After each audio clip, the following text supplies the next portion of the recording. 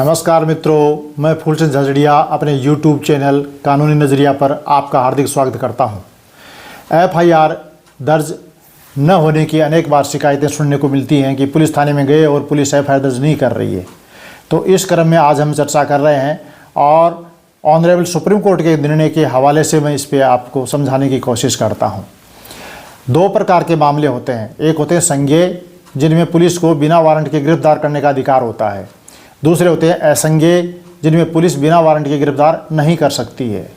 तो कोई सूचना जब हम पुलिस थाने में देते हैं, चाहे मौखिक या लिखित, उस सूचना से यदि कोई संज्ञेय मामला प्रकट होता है, संज्ञेय मामले का खुलासा होता है, तो ऐसे मामलों में पुलिस को ये ज़रूरी है कि वो FIR दर्ज करे और FIR दर्ज करने से पहले उसकी सत्यता के बारे में कोई जाँच करने की कोशिश ना करे।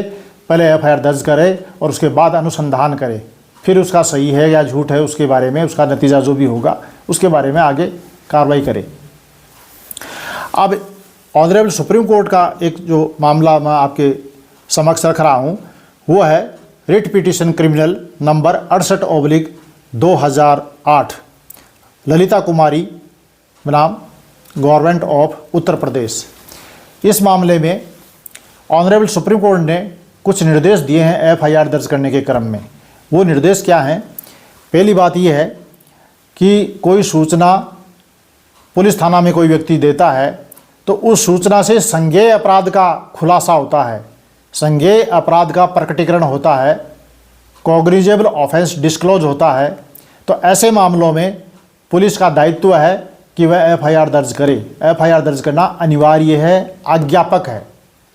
और FIR दर्ज करने से पहले किसी भी प्रकार की प्रारंभिक जांच की अनुमति ऐसे मामलों में नहीं है। अब मान लीजिए संज्ञेय अपराध का खुलासा नहीं हो पा रहा है, ऐसे गोलमाल लंबी चौड़ी कहानी लिख दी लेकिन पता ही नहीं चल पा रहा कि कौन सा अपराध हुआ है, क्या हुआ, कौन सी धारा में दर्ज करें।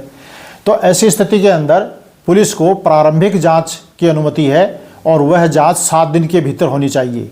7 दिन के भीतर या तो पुलिस ये तय करे जांच करके कि अमुक अपराध का, अमुक मामले का संज्ञेय का खुलासा हो रहा है, इसलिए उसमें FIR दर्ज करे। और यदि संज्ञेय मामला का कोई खुलासा नहीं हो रहा है, कोई प्रकटीकरण नहीं हो रहा है, तो उसमें जांच को बंद करे 7 दिन में। और बंद करके जिसने सूचना दी है पुलिस थाने में आकर के उसको सूचित करे और वो सूचना या तो तुरंत दे या अधिकतम 7 दिन के भीतर दे शिकायतकर्ता को। दूसरी बात, कुछ और मामले भी ऑनरेबल सुप्रीम कोर्ट ने बताया कि इनमें भी प्रारंभिक जांच की जा सकती है। वो कौन से हैं? एक तो है वैवाहिक विवाद, मियाँ बीवी पति पत्नी के बीच में किसी भी प्रकार का दाल में नमक ज़्यादा डाल दिया, इसी बात पे झगड़ा हो गया, तुरंत थाने पहुंच गए, ऐसा नहीं है।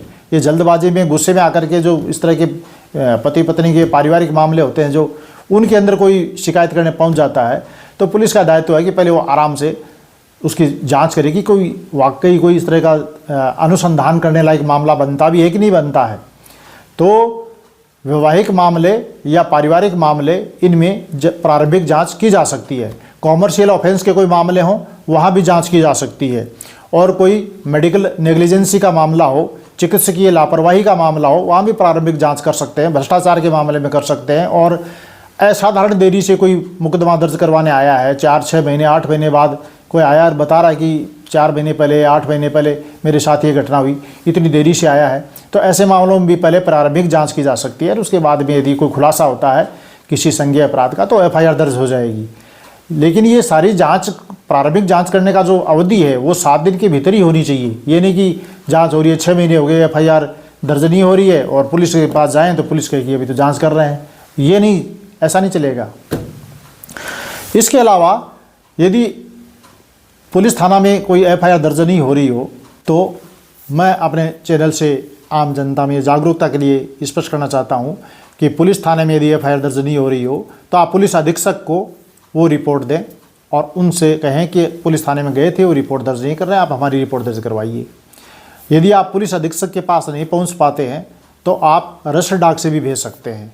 और यदि ऑनलाइन FIR दर्ज करने की कोई सुविधा है तो आप ई-मित्र पे जा करके या स्वयं यदि सक्षम है तो स्वयं अपने मोबाइल से पुलिस का, राजस्थान पुलिस या यूपी पुलिस, जहाँ के भी आप रहने वाले हैं, अपने स्टेट की पुलिस का पोर्टल खोलिए और पोर्टल पर ऑनलाइन भी आप FIR दर्ज करवा सकते हैं।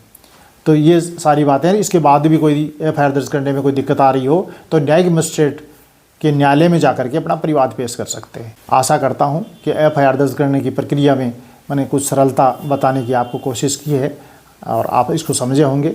यदि आपको चैनल अच्छा लगा हो तो सब्सक्राइब करें। धन्यवाद। राधे राधे।